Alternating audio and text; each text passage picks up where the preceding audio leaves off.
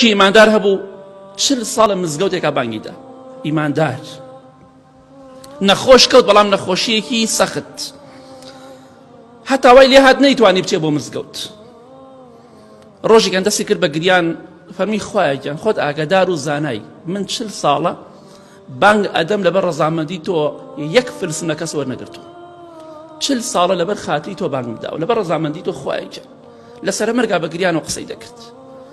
خوایە گیان ئێستا من دەمرم لە کۆتا ساتەکانی ژیانمدا بانگ نادەم، خوایە گیان کارم بۆ ئاسان کرد. ئەگریا بۆ ئەوەی کە من 40 ساڵە بانگ ئەدەم ئێستا ناتوانم بچمەوە مزگەوت، بۆی بانگ دەم و بە بانگەوە بمرم. کاتی بانگ هات، لەسەر جێگاکەی بانگی دا بە پاوە، بانگێکی دا، کاتێک وتی لا ئیلاهە ئیلا الله، یەکسەر وەفاتی کرد، دای لە زەوی، یەکسەر مرد. بانگەکەی تەواو کرد و ئاخر وشەی لە دنیادا لا ئیلاهە ئیلا الله و بانگ بوو. هەر کەسێ لەسەر چی بمرێ لەسەرەوە زیندوو ئەبێتەوە. بۆی ئاگاداری خۆت بە، ئێوە کەسێک کە خراپە و تاوان دەکەی، ئێوە کەسێک کە چاکەکاری داوا بکە لە خوای گەورە لەسەر چاکە بتمرێنێ.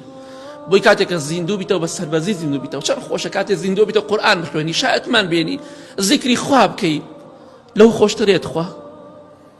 بۆی ئینشاءڵڵا بزانین لە دنیادا چی دەکەین، بۆی ئاگامان لە قەبر و قیامەتی خۆمان بێت.